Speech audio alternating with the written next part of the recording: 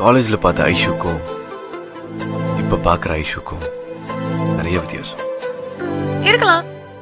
என்னோட ட்ரெஸ், நட, பேச்சு இதெல்லாம் தான் மாறி இருக்கு. என் மனசு அப்படியேதான் இருக்கு கௌதம். காலையில எந்திரிச்சு கண்ணாடியை பார்த்தோன்னே என்ன சொல்லி உங்க மனசை தேத்திக்குவீங்க? என்ன ஏண்டா இம்புட்டு அழகா படைச்ச ஆண்டவா!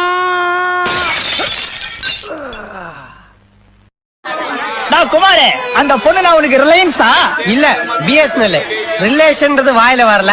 உனக்கு எதுக்குடா இங்கிலீஷ்? ஆஸ்தி அந்தஸ்த கூட இழந்துடலாம், ஆனா அடையாளத்தை இழந்துடக்கூடாது. இவ்வளவுதான்டா கம்ப்யூட்டர். ஏதோ எனக்கு தெரிஞ்சதெல்லாம் உனக்கு நான் சொல்லிட்டேன். கிளாஸ் முடிக்கிற மாதிரி இருக்கு, போலாமா? ஒரே ஒரு டவுட். இந்த ஆர்வத்தை தாண்டா நான் இது பார்த்தேன். கமான் கேளு. இதுல சன் டிவி வருமா? ஹலோ, யாரு மினிஸ்டரா? அண்ணா கொஞ்சம் வெயிட் பண்ணுங்க, கரெக்டா 4:30க்கு வந்துடுறேன். தேங்க்யூ. எப்படின்னா என்கிட்ட ஜோசியம் கேட்கறதுக்கு நம்ம ஜனாதிபதியில இருந்து ஜார்ஜ் புஷ் வரைக்கும் வெயிட் பண்ணி தான் ஆகணும். அப்படி நான் செல்போன்ல பேட்டரியே போடலையே, எப்படி பேச முடியும்?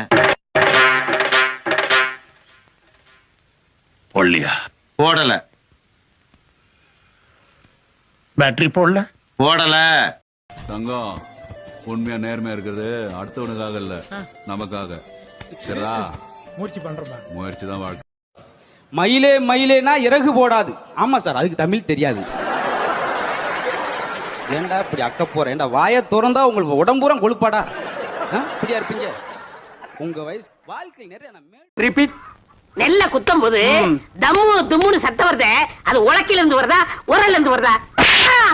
என்ன இப்ப நான் அடிக்கும் போது பலான்னு ஒரு சத்தம் வந்தது, அது என் கையில இருந்து வந்ததா உன் கண்ணத்துல இருந்து வந்ததா?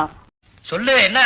இல்ல நானும் தெரியாம தான் கேக்குறேன். மாட்டுக்கு ஒரு பேரை சொல்லி கூப்பிடுறிய, வீட்டு வேலைக்காரிய பேரை சொல்லி கூப்பிடுறிய, கட்டுற சேலைக்கு ஒரு பேரை சொல்லி கூப்பிடுறிய, கட்டின பொண்டாட்டி ஏன் பேரை சொல்லி கூப்பிட்டா உங்களுக்கு